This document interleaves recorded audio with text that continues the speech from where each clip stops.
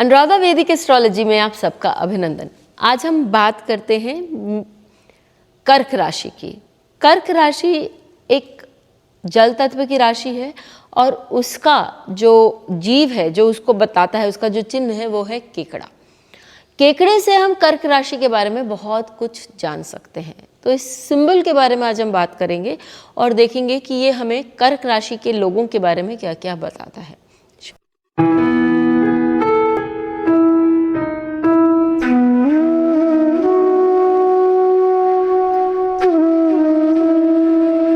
शुरू करने से पहले आप सबका धन्यवाद कि आपने हमारे YouTube और Spotify चैनल्स को लाइक शेयर सब्सक्राइब किया। यही नहीं, आपने अपने सुझाव, अपने सजेशंस, अपने कमेंट्स हमें लिख कर दिए। यदि आपने अभी तक हमें सब्सक्राइब नहीं किया है तो याद से करिए और बेल आइकन भी याद से दबाइए ताकि आपको अपडेट्स निरंतर मिलती रहें।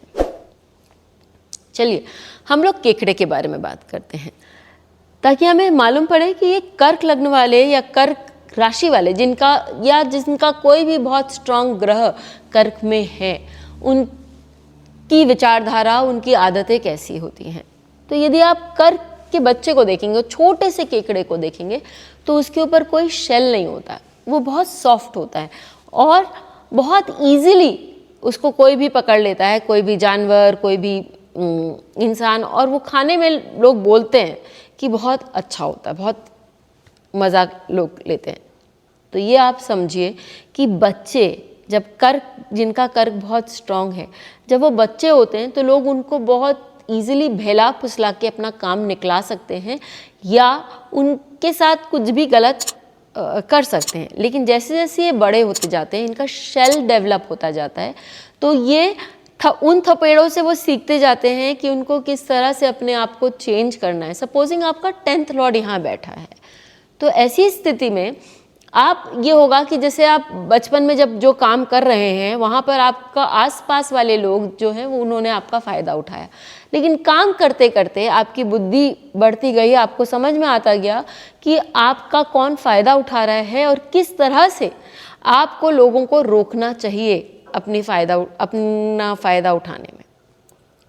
इसी तरह कोई भी पंचम भाव का यदि यहाँ ग्रह बैठा हुआ है तो व्यक्ति के बच्चे हुए या व्यक्ति के इंटेलिजेंस के कारण व्यक्ति का फ़ायदा उठाया जा सकता है और वहाँ उस व्यक्ति को अपने आप को किस तरह से बचाना है, वो धीरे धीरे वो व्यक्ति खुद ही सजग हो जाता है और खुद ही उसमें वो बुद्धि आ जाती है कि किस तरह से अपना प्रोटेक्शन किया जाए। ये बात हुई एक बच्चे से के क्रैब की। जब वो क्रैब बड़े हो जाते हैं और यदि कोई मादा हुई तो मादा क्रैब जो है वो अपने बच्चे को अपने पीठ पे लेके जाती है और तब तक के लेके जाती है जब तक कि उनके हल्के हल्के शेल्स डेवलप नहीं हो जाते हैं। इस बीच उनको वो परेशानी, उनको वो क्रैब का जो बच्चा है वो को अपने पिंचर्स से भी पिंच करता है, उसको खाना खिलाना, ये सारी चीज़ें, लेकिन वो मादा सारी चीज़ें सहन करती हैं। और यदि किसी प्रीडेटर ने उसके बच्चों पर हाथ लगाने की कोशिश करी तो वो मादा क्रैब वो एक्चुअली उस व्यक्ति को बता देती है कि कभी वो न भूलने वाला एक लेसन देती है।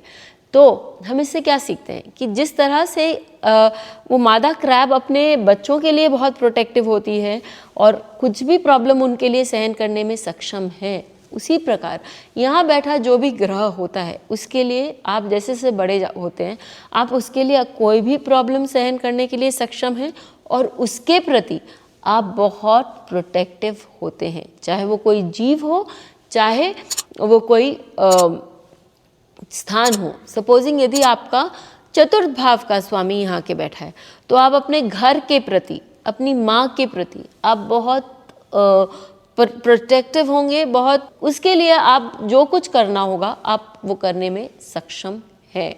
और आपका यदि 7th लॉर्ड यहाँ बैठा है तो जैसा आप अपने बच्चों को पालते हैं वैसे 7th लॉर्ड हमारा बिजनेस को भी दर्शाता है, तो आप अपने बिजनेस को भी उसी प्रकार पालेंगे या उसी प्रकार उसकी देख रेख, उसकी सुरक्षा करेंगे जैसे आप अपनी बिजनेस की सुरक्षा करते हैं।